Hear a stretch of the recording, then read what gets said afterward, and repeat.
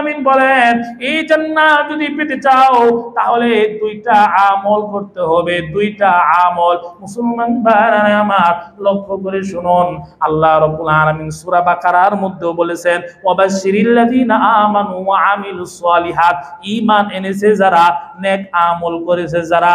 বোঝা যায় ঈমান আনতে হবে, নেক আমল করতে হবে। আল্লাহ রাব্বুল আলামিন একই কথা আমার তেলাওয়াত কিন্তু আয়াতি সূরা কাহফের 107 নম্বর আয়াতের মধ্যে বলেন ইন্নাল্লাযীনা আমানু ওয়া আমিলুস সালিহাত কানাত লাহুম জান্নাতুল ফিরদাউসি নুজুলা। নিশ্চয় যারা ঈমান এনেছে ওয়া আমিলুস সালিহাত, নেক আমল যারা করেছে তাদের জন্য, মেহমানদারির জন্য, তাদের আপ্যায়নের জন্য জান্নাতুল ফিরদাউস রেডি আছে। জোরে কোন সুবহানাল্লাহ। মুসলমান ভাইরা আমার লক্ষ্য করে শুনুন, আল্লাহ রাব্বুল আলামিন এই আয়াতের মধ্যে দুইটা আমলের কথা, গুণের কথা বলছেন। ইন্নাল্লাযীনা আমানু ওয়া আমিলুস সালিহাত, ঈমান আনতে হবে আর নেক আমল করতে হবে। ঈমান যদি থাকে, নেক আমল যদি থাকে, আল্লাহ বলেন সে জান্নাতুল ফিরদাউসের মালিক হয়ে যাবে। জোরে কোন সুবহানাল্লাহ। চ্যানেলটি সাবস্ক্রাইব করে আমাদের সঙ্গেই থাকুন। আলহামদুলিল্লাহি নাহমাদুহু ওয়া নাস্তাঈনুহু ওয়া নাস্তাগফিরুহু ওয়া নাউযু বিল্লাহি মিন শুরুরি আনফুসিনা ওয়া মিন সাইয়্যাতি আ'মালিনা মান ইয়াহদিহিল্লাহু ফালা মুদিল্লা লাহু ومن يضلله فلا هادي له ونشهد أن لا إله إلا الله وحده لا شريك له ونشهد أن سيدنا ومولانا محمدا عبده ورسوله أما بعد فقد قال الله تعالى في كلامه المجيد وفرقانه الحميد أعوذ بالله من الشيطان الرجيم بسم الله الرحمن الرحيم إن الذين آمنوا وعملوا الصالحات كانت لهم جنات الفردوس نزلا خالدين فيها لا يبغون عنها حولا صدق الله العظيم। আলহামদুলিল্লাহ, মহান আল্লাহ রাব্বুল আলামিনের দরবারে হাজারো শুকর, যিনি আমাদেরকে অন্যান্য জুমার মতন আজকে জুমার নামাজ পড়ার উদ্দেশ্যে কোরআন ও হাদিস থেকে আলোচনা শুনবার জন্য মসজিদে আগে আগে আসার বসার তৌফিক দান করেছেন।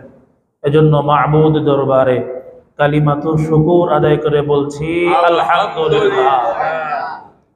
সম্মানিত হাজিরিন, আমি আপনাদের সম্মুখে সূরা কাহফের 107-8 নম্বর আয়াতে কারিমা তেলাওয়াত করেছি। এই আয়াতকে সামনে রেখে সংক্ষিপ্ত আলোচনা করে আজকের জুমার নামাজ পড়ব ইনশাআল্লাহ। লক্ষ্য করুন, প্রত্যেক জুমায় একটা বিষয় নিয়ে আলোচনা করি। আজকের জুমার আলোচ্য বিষয় নির্ধারণ করেছি জান্নাত সম্পর্কে। এই বিষয়ের উপরে আলোচনার ইচ্ছা পোষণ করেছি। আল্লাহ আমাকে সঠিকভাবে বলবার আপনাদেরকে ধৈর্য সহকারে শোনার তৌফিক দান করুন, বলেন আমিন। মুসলমান ভাইরা আমার লক্ষ্য করুন, আল্লাহ রাব্বুল আলামিন জান্নাত সৃষ্টি করেছেন, জাহান্নামও সৃষ্টি করেছেন। এখন আমি আপনাদেরকে জিজ্ঞেস করতে চাই, আমরা জান্নাতে যাইতে চাই না জাহান্নামে? জান্নাতে যাইতে চাই। মুসলমান ভাইরা আমার লক্ষ্য করুন, সর্বনিম্ন মানের যে জান্নাত, সকলের শেষে যিনি জান্নাতে যাবেন তার জান্নাতের সীমানা হইল এই দুনিয়া অথবা এই দুনিয়ার 10টা দুনিয়ার সমান। জোরে কোন সুবহানাল্লাহ। বুখারী শরীফের 6571 নম্বরই হাদিসের মধ্যে আছে। সুবহানাল্লাহ। আল্লাহর রাসূল বলেন, সাহাবীদেরকে সামনে রেখে নবীজি বলেন, শোনো, সর্বশেষ যিনি জান্নাতে যাবেন তার ব্যাপারে আমি জানি। আল্লাহর রাসূল তখন সাহাবীদেরকে বললেন, সকলে যখন যাদের ঈমান আছে আমল আছে, তারা তো শুরুতেই আল্লাহর রহমতে জান্নাতে চলে যাবে। তার ঈমানের অবস্থা যেরকম তার দেরি হবে এরকম। এই ব্যক্তির ঈমানের অবস্থা একেবারে নিবু, যে রাসূলও তাকে তালাশ করে পাবে না, কিন্তু এই ব্যক্তিটা তার ঈমান যাররা পরিমাণ থাকার কারণে রাসূল বলেন এই সর্বশেষ ব্যক্তি যার ঈমান খুবই কম, এই লোকটা হামাগুড়ি দিয়ে জাহান্নাম থেকে বের হয়ে যাবে। আসলেই এক এক হাদিসে এক এক রকমের বর্ণনায় আসছে, তবে বুখারী শরীফের 6571 নম্বর এই হাদিসের মধ্যে এইভাবেই আছে যে এই লোকটা জাহান্নাম থেকে হামাগুড়ি দিয়ে, আল্লাহ তাআলার নির্দেশে জাহান্নাম থেকে হামাগুড়ি দিয়ে সে বের হয়ে যাবে। আল্লাহ রাব্বুল আলামিন তখন তাকে বলবে, ওই যে ঈমান যা আছে একটু, আল্লাহ বলবে যাও তুমি জান্নাতে প্রবেশ করো। লোকটা তখন জান্নাতের কাছে গিয়ে দরজার সামনে গিয়ে মনে করবে যে আমি যেহেতু সকলের শেষে, জান্নাত মনে হয় পরিপূর্ণ হয়ে গেছে, এখন জান্নাতে মনে হয় কোনো জায়গা নাই। তখন সে জান্নাতের দরজার সামনে গিয়ে বলবে, আল্লাহ জান্নাত তো মনে হয় পরিপূর্ণ হয়ে গেছে। আল্লাহ বলে, যাও তুমি জান্নাতে প্রবেশ করো। লোকটা আবারও যখন জান্নাতে যেতে যাবে তখন সে ভাববে জান্নাত মনে হয় পরিপূর্ণ হয়ে গেছে। তখন সে আবারও বলবে, আল্লাহ জান্নাত তো ভরে গেছে। আল্লাহ আবারও বলবেন, তখন আল্লাহ রাব্বুল আলামিন তখন বলবে, ও জান্নাতি, তোমার যে জান্নাতের যে সীমানা, সেই সীমানা হইল এই দুনিয়া অথবা এই দুনিয়ার 10 গুণ। জোরে কোন সুবহানাল্লাহ। মুসলমান ভাইরা আমার, নবীজি বলেন, লোকটাকে যখন আল্লাহ বলবে যে তোমার জান্নাতের সীমানা হইল এই দুনিয়া অথবা এই দুনিয়ার 10টা দুনিয়ার সমান, তখন জান্নাতি তখন সর্বশেষ জান্নাতি যিনি, তখন তিনি বলবেন, আল্লাহ তুমি কি আমার সাথে মজা করতেছ? তুমি কি আমার লগে হাসি তামাশা করতেছ? আমার মতন এই ব্যক্তি যার ঈমান অল্প একটু, আমি সকলের শেষে জান্নাতে যাইতেছি, আমার জান্নাত হবে 10 দুনিয়ার সমান। আল্লাহ তুমি মনে হয় আমার লগে বিদ্রুপ করতেছ, ঠাট্টা করতেছ, মজা করতেছ। এই কথা বলার পর রাসূল এমন ভাবে হাসি দিছেন, হাদিস শরীফের মধ্যে পাওয়া যায় যে মারির দাঁত পর্যন্ত বের হয়ে গেছে। জোরে কোন সুবহানাল্লাহ। নবীজি হেসে দিছেন। লোকটা বিশ্বাস করতে চাবে না তাকে এই দুনিয়া অথবা এই দুনিয়ার 10 গুণ সমপরিমাণ জান্নাত যে তাকে দেওয়া হবে, লোকটা বিশ্বাস করতে চাবে না। তখন এক পর্যায়ে সে বলবে, আল্লাহ তুমি কি আমার লগে মজা করতেছ? তখন নবীজি এই কথা বলার পর নবীজি হাসছেন। মুসলমান ভাইরা আমার, তাহলে লক্ষ্য করুন, সর্বশেষ যিনি জান্নাতে যাবেন তার জান্নাতের এই পরিমাণ হইতেছে, দৈর্ঘ্য প্রস্থ হইতেছে দুনিয়া অথবা 10 এই দুনিয়ার 10 দুনিয়ার সমান। জোরে কোন সুবহানাল্লাহ। মুসলমান ভাইরা আমার লক্ষ্য করুন, এত বড় জান্নাত যিনি সর্বশেষে যাবেন তার যদি এত বড় জান্নাত হয়ে থাকে, শুরুতেই যারা ঈমান আমলের কারণে জান্নাতে যাবে তাহলে তাদের জান্নাত কত বড় হবে? যেরকম ঠিক না? এখন লক্ষ্য করুন তাদের জান্নাত কত বড় হবে, এটা একটু পরেই বলবো। এখন লক্ষ্য করুন, এই আমাদের সমাজে দেশে দেখা যায় উত্তরা গুলশান বনানী, অথবা দেখা যায় কারো যদি 5 তলা বিল্ডিং থাকে তখন দেখা যায় একটা গেট করে। যেরকম ঠিক না? গেট, আবার এই গেটের মধ্যে দেখা যায় দারোয়ানও থাকে। তার জান্নাত এত বিশাল জান্নাত, সর্বনিম্ন জান্নাতি 10 দুনিয়ার সমপরিমাণ জান্নাত পাবে। এত বড় জান্নাত তাহলে এই জান্নাতের দরজা না জানি কত বড়। মুসলমান আমার লক্ষ্য করুন, সূরা জুমারের তাফসীরের মধ্যে পাওয়া যায় জান্নাতের দরজার দূরত্ব হবে 40 বছরের দূরত্ব সমপরিমাণ। জোরে কোন সুবহানাল্লাহ। আমাদের বাড়ির দরজার যে গেট, এটা পার হইতে 40 বছর লাগে না, 40 সেকেন্ডও লাগে না। যেরকম ঠিক না? এরপরও দেখা যায় এই বাড়ি আর গেটের লিগা দারোয়ান থাকে, তাহলে তো বিশাল জান্নাতের কি দারোয়ান থাকবে না? মুসলমান আমার লক্ষ্য করুন, দুনিয়া সিস্টেম হইল বাড়ির মালিক যখন বাড়িতে প্রবেশ করে অমনি দারোয়ান দাঁড়িয়ে বাড়ির মালিককে সালাম দেয়। যেরকম ঠিক না? দেখা যায় বাড়ির মালিককে যখন সালাম দেয়, অবশ্য লক্ষ্য করুন আল্লাহর রাসূল সাল্লাল্লাহু আলাইহি ওয়াসাল্লাম সালামের ব্যাপারে তিনি চাইতেন যে সকলের আগে সালাম দেওয়া, এটা রাসূল চাইতেন। যেরকম ঠিক না? রাসূল দেখা গেছে বড়দেরকেও সালাম দিতেন, ছোটদেরকেও সালাম দিতেন, তিনি আগে আগে সালাম দিতে চাইতেন। মুসলমান ভাইরা, আমাদের সমাজের অবস্থা হইল এই, একটু যদি টাকা পয়সা থাকে আর প্রভাব প্রতিপত্তি থাকে, তখন সে মনে করে আমার সাথে দুর্বল যারা তারা আমারে সালাম দিব। মুসল্লিরা মনে করে যে ইমাম সাহেব যিনি আছেন, মুয়াজ্জিন যিনি আছেন, খাদেম যিনি আছেন, সে আমারে সালাম দিব, সালামের অপেক্ষায় থাকে, চেহারার দিকে চাইয়া থাকে যে সালাম দেয়নি। আর যদি সালাম না দেয় অমনি বদনাম শুরু করে দেয়। অথচ সালাম খালি ইমাম সাহেব, মুয়াজ্জিন, খাদেম দিত না। যেরকম ঠিক না? সকলে সকলকে দিবে। একজন চেহারার দিকে চাইয়া থাকে, অপেক্ষায় থাকে, দেখিনি সালাম দেয়নি। লক্ষ্য করুন মুসলমান আমার, দুনিয়াতে দেখা যায় বাড়ির দারোয়ান যিনি, বাড়ির মালিক যখন আসে তখন তাকে সালাম দেয়। এত বিশাল জান্নাত, জান্নাতের মধ্যে দারোয়ান থাকবে, ওই দারোয়ানও তাকে সালাম দিবে। জোরে কোন সুবহানাল্লাহ। সূরা জুমারের মধ্যে আল্লাহ রাব্বুল আলামিন সে কথা জানিয়ে দিয়েছেন। আল্লাহ বলেন, ওয়া ক্বালা লাহুম খাযানাতুহা সালামুন আলাইকুম।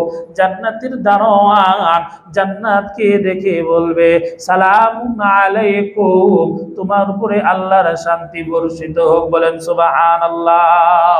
মুসলমান আমার লক্ষ্য করে শুনুন, জান্নাতে যখন জান্নাতে যাবে লম্বা আলোচনা, এই আলোচনা আগেও করেছি, তাই সংক্ষিপ্ত ভাবে বলছি।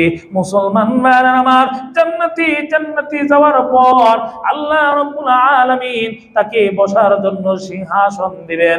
লাহুম ফিহা সুরুরুম মারফুআ। সূরা গাশিয়ার মধ্যে আল্লাহ রাব্বুল আলামিন ওই কথাটা উল্লেখ করেছেন, লাহুম ফিহা সুরুরুম মারফুআ। জান্নাতের মধ্যে উঁচু উঁচু আসন থাকবে, জান্নাতি ওই আসনে বসবে। যখন নিচু হইতে চাইবে, জান্নাতি যখন মনে করবে নিচু হতে, অমনি ওই আসন নিচা হয়ে যাবে। জান্নাতি যখন চাবে আমার এই আসনটা উঁচা হোক, অমনি উঁচা হয়ে যাবে। জোরে কোন সুবহানাল্লাহ। মুসলমান আমার লক্ষ্য করে শুনুন, জান্নাতে যাওয়ার পরে লম্বা আলোচনা, জান্নাতে যাওয়ার পরে তার সিংহাসনে বসবে। আল্লাহ রাব্বুল আলামিন তাকে বিভিন্ন রকমের ফল ফ্রুট তাকে দিবে। জোরে কোন সুবহানাল্লাহ। আল্লাহ রাব্বুল আলামিন বলেন, লাহুম ফিহা মিন কুল্লি সামারাত। জান্নাতে বিভিন্ন রকমের ফল ফ্রুট থাকবে, জান্নাতি খেতে থাকবে।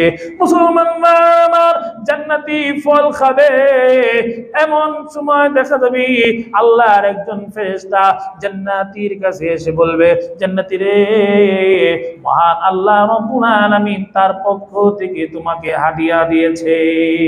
অমনি জান্নাতি খুশি হয়ে যাবে, আল্লাহর পক্ষ থেকে হাদিয়া এসেছে। যেরকম খুশির কারণ কিনা? মুসলমান আমার যেই মাত্র ফেরেশতা বলবে আল্লাহর পক্ষ থেকে তোমার জন্য হাদিয়া এসেছে, অমনি জান্নাতি খুশি হয়ে যাবে। প্যাকেটটা যখন খুলবে অমনি দেখবে প্যাকেটের মধ্যে আল্লাহ রাব্বুল আলামিন ফল দিয়েছে। জান্নাতি যখন বলবে, একটু আগেও তো আমি ফল খেয়েছি, আবার কেন আল্লাহ ফল দিয়েছে? মুসলমান আমার এই কথাটা আল্লাহ রাব্বুল আলামিন সূরা বাকারা 25 নম্বর আয়াতে কারিমার মধ্যে তুলে ধরেছেন। আল্লাহ রাব্বুল আলামিন বলেন, ওয়াবাশশিরিল্লাযীনা আমানু ওয়া আমিলুস সালিহাত। আল্লাহ রাব্বুল আলামিন সূরা বাকারার 25 নম্বর আয়াতের মধ্যে বলেন, ওয়াবাশশিরিল্লাযীনা আমানু ওয়া আমিলুস সালিহাত। ও নবী, আপনি তাদেরকে সুসংবাদ দিন। কাদেরকে সুসংবাদ দিবেন? আল্লাযীনা আমানু, যারা ঈমান এনেছে, ওয়া আমিলুস সালিহাত, যারা নেক আমল করেছে। ঈমান এনেছে, নেক আমল করেছে। বলেন না কি কি করছে? ঈমান এনেছে, নেক আমল করেছে। আল্লাহ রাব্বুল আলামিন সূরা বাকারার 25 নম্বর আয়াতের মধ্যে নবীকে উদ্দেশ্য করে বলেন, ও নবীজি, আপনি তাদেরকে জানায়া দেন, তাদেরকে সুসংবাদ দিয়ে দেন। তাদেরকে? আল্লাযীনা আমানু, যারা ঈমান এনেছে, ওয়া আমিলুস সালিহাত, যারা নেক আমল করেছে, তাদেরকে সুসংবাদ দিন। কি সুসংবাদ দিন?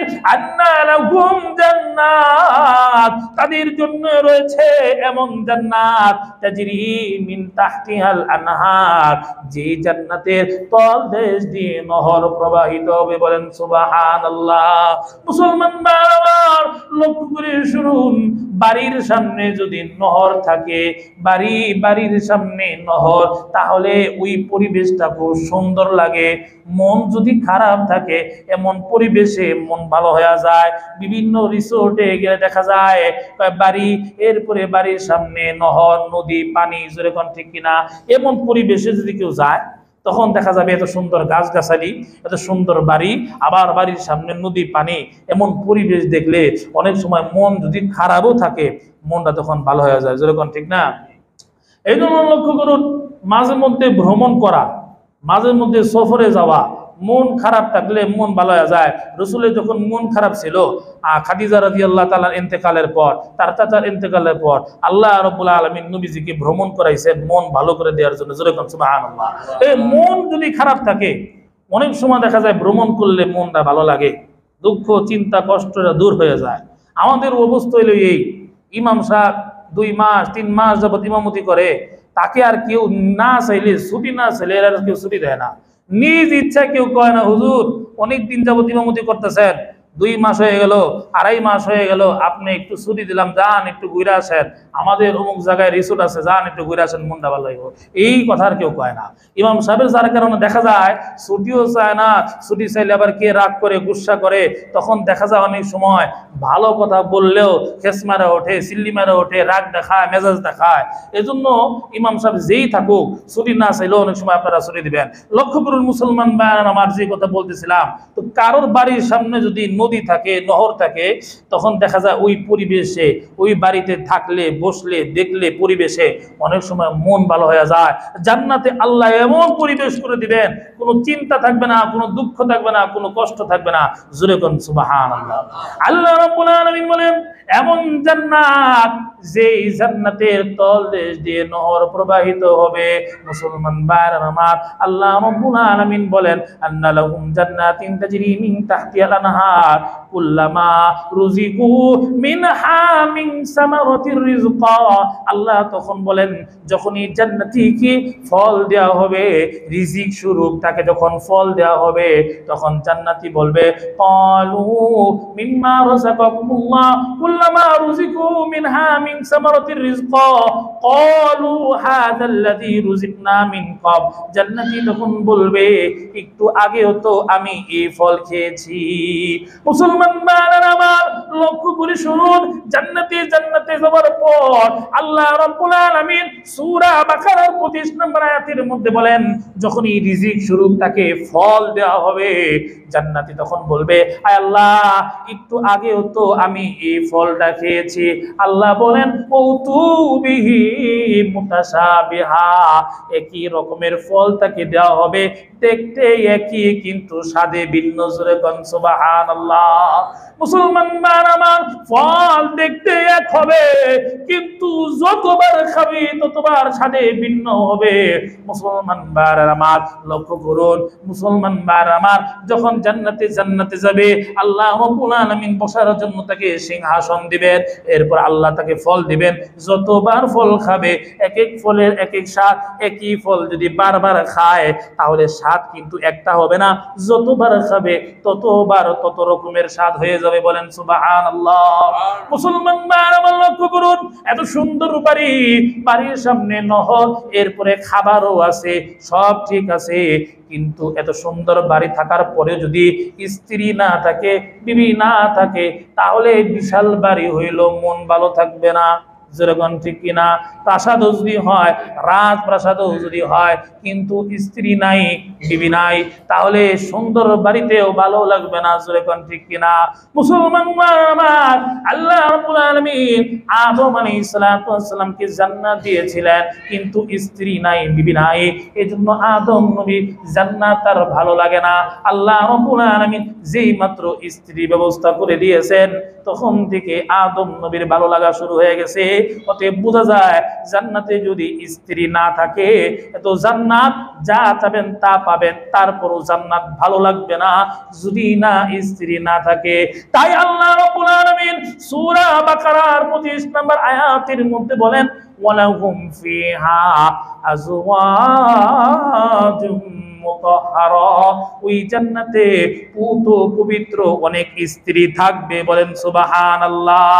একজন না, মুসলমান ভাইরা আমার, আল্লাহ রাব্বুল আলামিন এখানে আজওয়াজুন বহুবচন শব্দ ব্যবহার করেছে। জান্নাতীকে আল্লাহ রাব্বুল আলামিন তার চাহিদা অনুযায়ী তাকে স্ত্রী দিবেন। জোরে কোন সুবহানাল্লাহ। পবিত্র স্ত্রী, দুনিয়ার স্ত্রীদের মধ্যে দেখা যায় তাদের হায়েজ থাকে, নাক দিয়ে বিভিন্ন জিনিস বের হয়, বিভিন্ন রক্ত বের হয়, পচা গন্ধা তাদের মধ্যে থাকে। আল্লাহ বলেন জান্নাতের মধ্যে পচা গন্ধা কোনো থাকবে না, পবিত্র স্ত্রীদের ব্যবস্থা আল্লাহ করে দিবেন। বলেন সুবহানাল্লাহ। দুনিয়ার স্ত্রীদেরকে আল্লাহ রাব্বুল আলামিন তাদেরকে এত সুন্দর করে দিবেন যে হুর পরীর চাইতে তারা সুন্দরী হয়ে যাবে। বলেন সুবহানাল্লাহ। আল্লাহ রাব্বুল আলামিন তখন তাদের অন্তর থেকে হিংসা দূর করে দিবেন। দুনিয়ার স্ত্রী চায় আমার স্বামী যেন আরেকটা বিবাহ না করে, কিন্তু আল্লাহ রাব্বুল আলামিন জান্নাতের মধ্যে তাদেরকে এই হিংসা, এই জিনিসটা দূর করে দিবেন। তখন তার মধ্যে কোনো হিংসা থাকবে না। তখন দুনিয়ার স্ত্রী বলবে, যারে হুরপুরীরা আমার স্বামীর খেদমত করে, আইজরে কোন সুবহানাল্লাহ। মুসলমান তাহলে লক্ষ্য করুন, জান্নাতি যখন যাবে, সিংহাসন থাকবে, ফল ফ্রুট খাবে, স্ত্রী থাকবে। জান্নাতি তখন তার স্ত্রীকে দেখবে এমন ভাবে, এত সুন্দর, এত সুন্দর, এত সুন্দর, দুনিয়াতে একবার স্ত্রীর দিকে তাকাইলে দ্বিতীয়বার চায় না, কিন্তু জান্নাতে এমন ভাবে দুইজনকে দেখবি, কিতাবের মধ্যে পাওয়া যায় 40 বছর কেটে যাবে, তাদের এক মুহূর্তের জন্য চোখের পলক পড়বে না। জোরে কোন সুবহানাল্লাহ।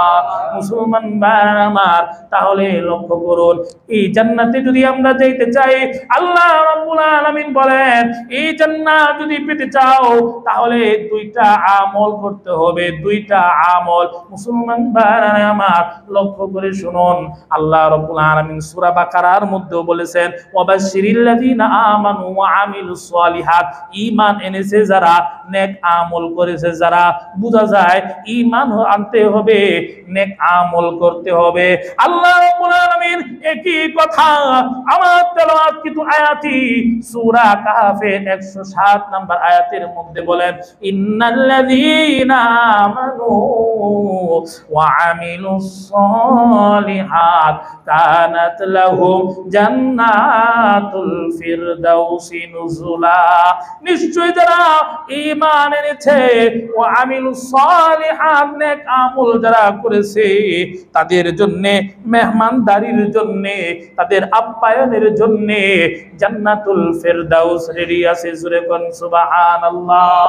মুসলমান ভাইরা আমার, লক্ষ্য করে শুনুন, আল্লাহ রাব্বুল আলামিন এই আয়াতের মধ্যে দুইটা আমলের কথা, গুণের কথা বলছেন। ইন্নাল্লাযীনা আমানু ওয়া আমিলুস সালিহাত, ঈমান আনতে হবে আর নেক আমল করতে হবে। ঈমান যদি থাকে, নেক আমল যদি থাকে, আল্লাহ বলেন সে জান্নাতুল ফিরদাউসের মালিক হয়ে যাবে। জোরে কোন সুবহানাল্লাহ।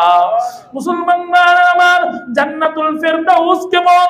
ও মুসলমান, বুখারী শরীফের 6571 নম্বর হাদিস। এটা তো সর্বনিম্ন যিনি জান্নাতি, সর্বনিম্ন যিনি জান্নাত পাবে, তার এই জান্নাতের সীমানা হইল এই দুনিয়ার 10 দুনিয়ার সমান। তাহলে যিনি ঈমান আনবে, যার ঈমান পরিপূর্ণ ঈমান থাকবে, যার আমল থাকবে, তার জান্নাত কত বড়, জান্নাতুল ফিরদাউস কত বড়। লক্ষ্য করে শোনো, জান্নাতুল ফিরদাউস দুই দিক থেকে বড়। জোরে কোন কয় দিক থেকে বড়? দুই দিক থেকে বড়, আওতায় বড়, অর্থাৎ দৈর্ঘ্য প্রস্থে বড়। সকল জান্নাতের চাইতে দৈর্ঘ্য আর প্রস্থে জান্নাতুল ফিরদাউস বড়।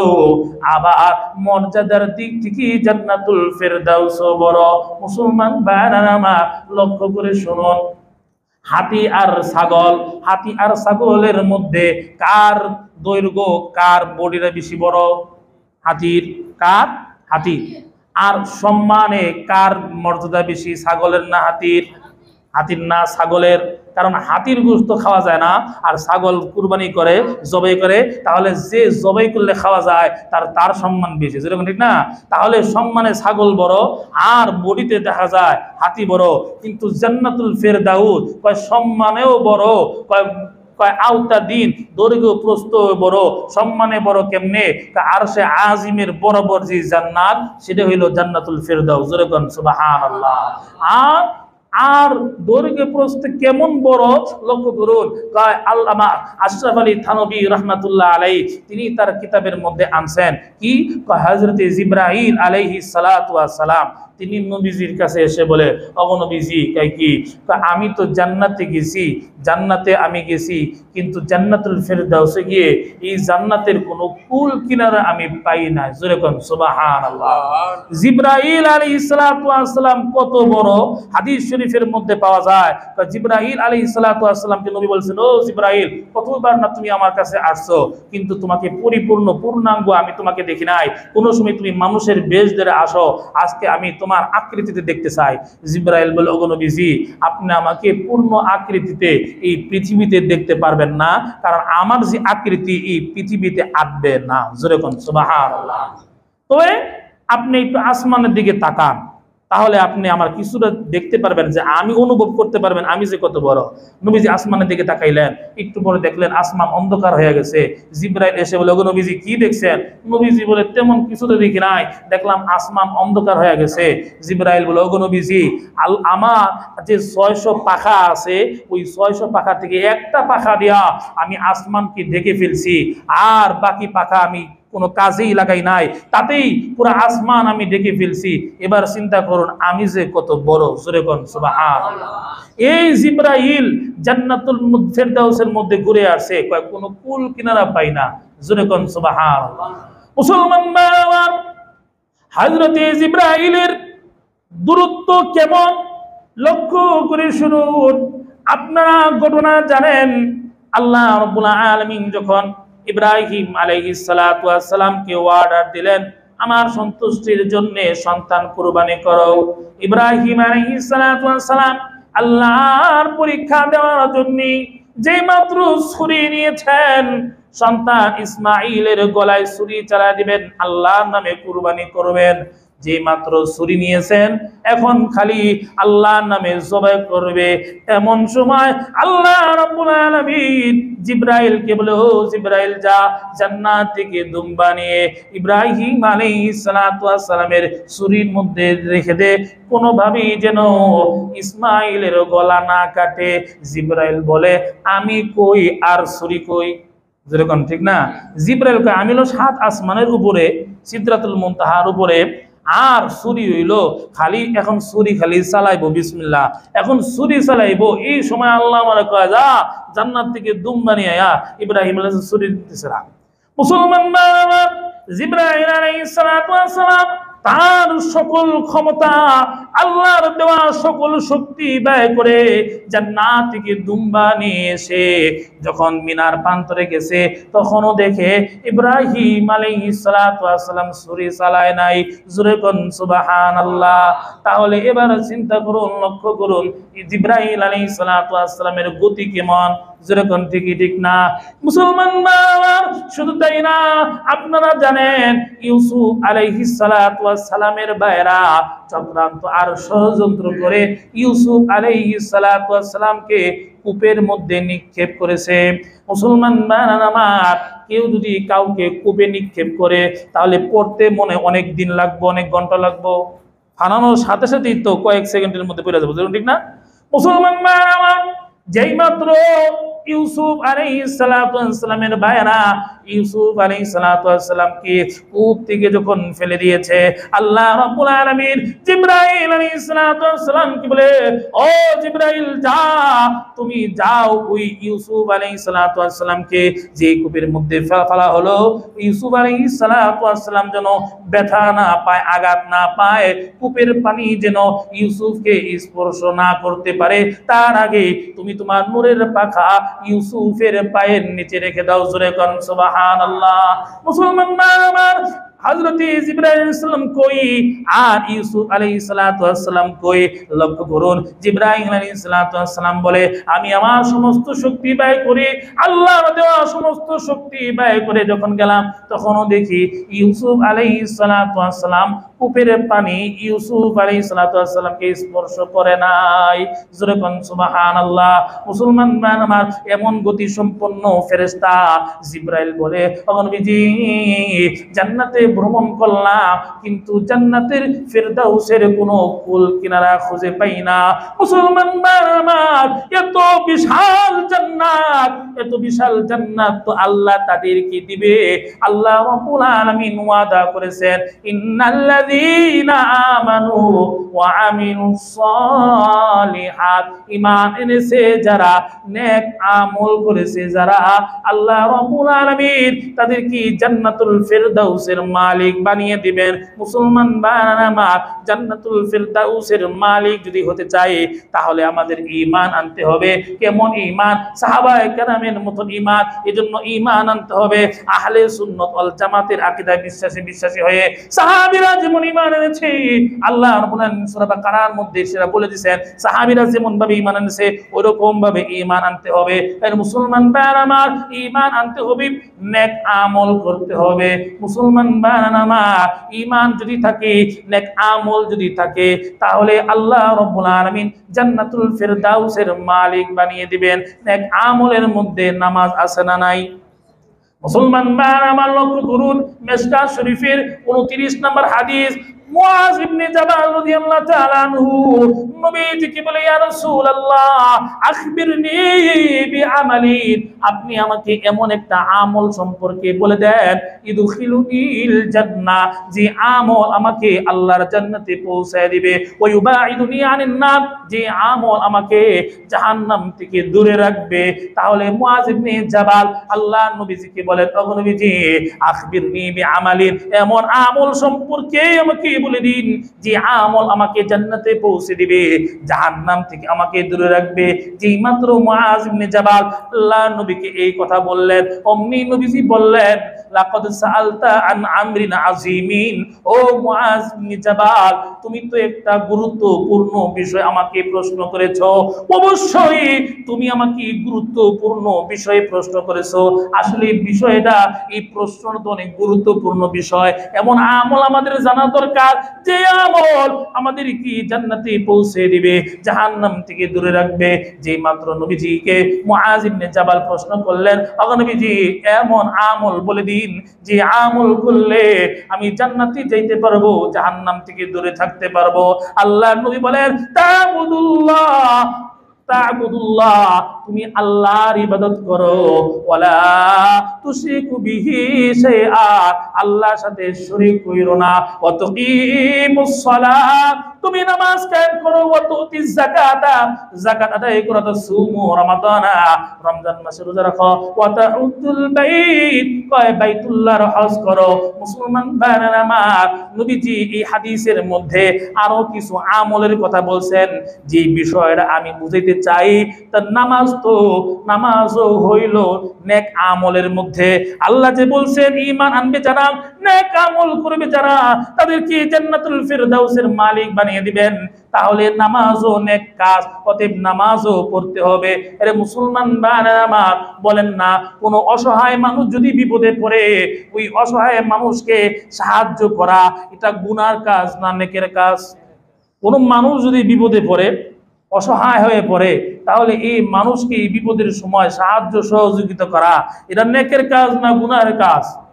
নেকের কাজ যদি হয়, আমরা যদি জান্নাতুল ফিরদাউসের মালিক হইতে চাই, তাহলে আমাদের নেকের কাজ করতে হবে। আর নেকের কাজের মধ্যে একটা হইল, মানুষ যখন বিপদে পড়বে, অসহায় হয়ে যাবে, এবং বিপদের সময়, অসহায়ত্বের সময় মানুষকে সাহায্য সহযোগিতা করা।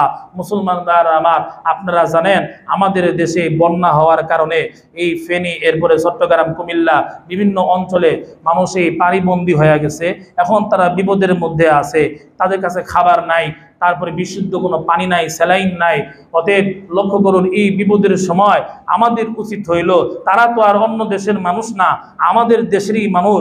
এখন তারা যেহেতু বিপদে পড়ে গেছে, আমাদের উচিত হইল তাদেরকে সাহায্য সহযোগিতা করা। এখন লক্ষ্য করুন, যারা বিপদে পড়ছে, গত বছর সিলেটের মানুষে এরকম বন্যায় তারা পড়ে গেছিল, এবার হয়তো কুমিল্লা, ফেনী, এরপরে চট্টগ্রামে মানুষ। এখন লক্ষ্য করুন, এমনও যদি হয় যে আমাদের এই অঞ্চলে পানি এসে গেল, তখন তো আমরাও এরকম ভিডিও দেখছি, একতলা বাড়ি ডুবে গেছে, দোতলা ডুবে গেছে, 3 পর্যন্ত পানি ভরা। এখন লক্ষ্য করুন মুসলমান ভাইরা আমার, এমন বিপদের সময় আমাদের সকলকে সহযোগিতা করতে হবে। এখন লক্ষ্য করুন, এই আমাদের সম্মানিত সেক্রেটারি সাহেব, চরমানে পীর সাহেবের পক্ষ থেকে তিনি একটা দান বাক্স আনছেন। নামাজের পরে হয়তো কেউ দাঁড়াবে বাক্স নিয়ে, আপনারা যে যা পারেন ওইখানে দান করবেন। এরপরে 44 নম্বর ওয়ার্ডের ছাত্র সমাজের পক্ষ থেকে একটা দান বাক্স আছে, নামাজের পরে তারা কালেকশন করবে, যে যা পারেন দিবেন। আমাদের এই উত্তরখানের উলামায়ে কেরাম, মসজিদের ইমাম সাহেব, মাদ্রাসার মুহতামিমদের একটা সংগঠন আছে, ইত্তিহাদুল উলামা। গত বছর সিলেটে তারা 10 লক্ষ টাকার অনুদান ত্রাণ দিয়েছে, তাদের পক্ষ থেকেও যাওয়া হবে। অতএব আপনারা তাদের কাছেও দিতে পারেন। তো মূল কথা হইতেছে, যারাই দেন সোয়াবের উদ্দেশ্যে, আল্লাহ জান্নাতুল ফিরদাউসের পাওয়ার উদ্দেশ্যে, তাদের কাছে যেন আমাদের এই সাহায্য সহযোগিতা যায়। এজন্য আপনারা সকলে যার যার সামর্থ্য অনুযায়ী বেশি বেশি পরিমাণ আপনারা তাদের একে দিবেন, যাতে করে এই দানটা, এই ত্রাণটা যেন তাদের কাছে যায় পৌঁছায়। আল্লাহ রাব্বুল আলামিন আমাদেরকে বুঝার আমল করার তৌফিক দান করুক। ওয়া মা আলাইনা